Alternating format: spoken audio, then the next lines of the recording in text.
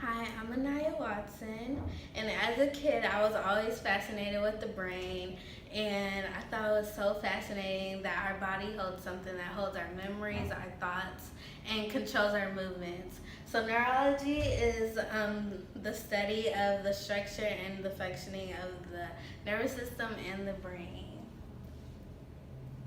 So I started to be a neurologist, and so what a neurologist is a specialist in the autonomy, functions, and organic disorders in the nervous system. And so pretty much what they do is they meet with their patients on an everyday basis. So they meet with new and existing patients, and they look at the problems in their brain, and they try to diagnose the problems and then treat them. So a typical day would look like meeting with new existing patients, examining them. So like when you go to a regular doctor's checkup, they do that too.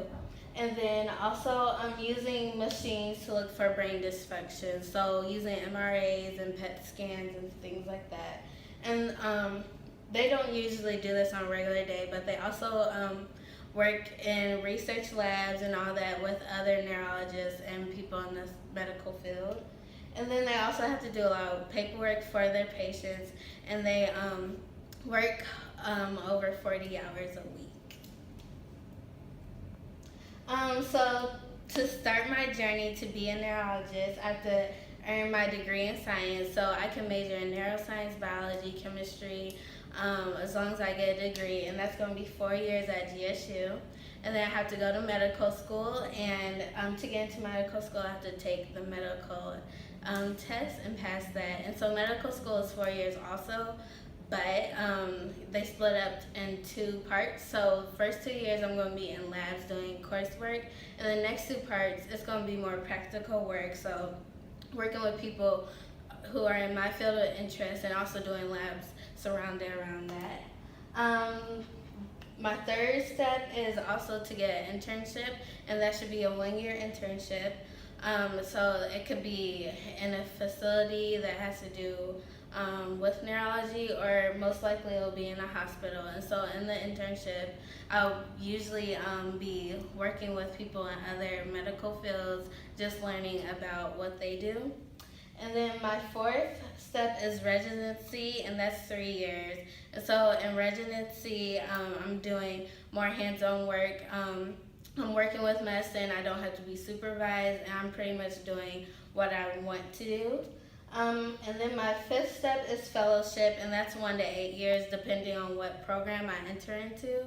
And so that's just more way to learn more about neurology, neuroscience, and my specific field, and also like if I want to specialize in a certain part of neurology, that's a program I'll enter into.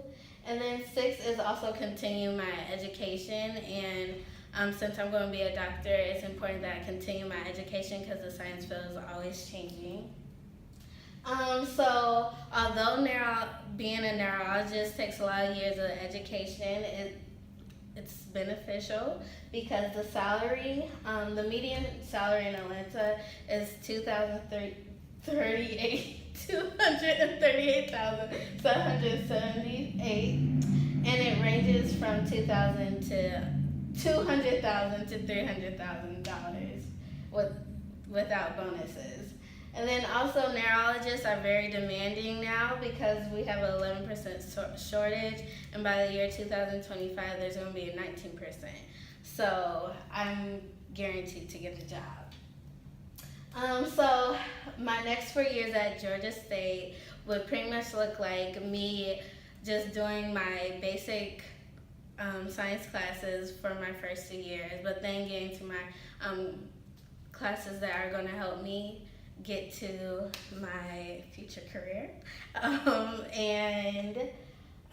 So GSU also offers programs and opportunities and internships for people who major in neuroscience, so I'll be looking for that. And so that's just pretty much how Georgia State is going to help me become a neurologist.